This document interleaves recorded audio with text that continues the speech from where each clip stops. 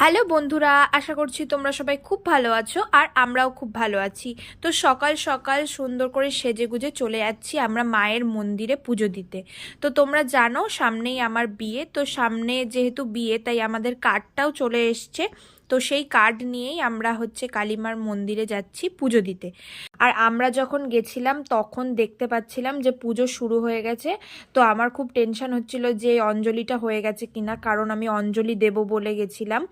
আর ডালাটাও তার সাথে সাথে পুজো দেওয়া হবে, সেই জন্যই গেছিলাম। আর আমার সাথে গেছিল আমার বোন আর আমার বাবা। তো তারপরে গিয়ে দেখলাম যে শুনলাম যে অঞ্জলি এখনও দেওয়া হয়নি। তারপরে গিয়ে বসলাম, কিছুক্ষণ বসার পরে অঞ্জলি দেওয়া শুরু হয়ে গেল। তারপরে আমরা ফুল টুল নিয়ে অঞ্জলি দিলাম। অঞ্জলি দেওয়ার পরে আমার যে বিয়ের কার্ডটা আছে সেটাও ঠাকুরমশাই পুজো করে দিল। আর একটা শাড়ি নিয়ে গেছিলাম আমি, সেটা আমি ভেবেছি যে আমার যেদিন বিয়ে হবে সেদিন আমি পরবো, তাই জন্য মায়ের কাছে একটুখানি পায়ে ছুঁয়ে সেই শাড়িটা আমি নিয়ে এসেছিলাম। আর মায়ের পায়ে ছোঁয়ানো আলতা সিঁদুর সেগুলোও আমি নিয়ে এসেছি। তারপরে এখানে আরতি শুরু হয়ে গেছিলো।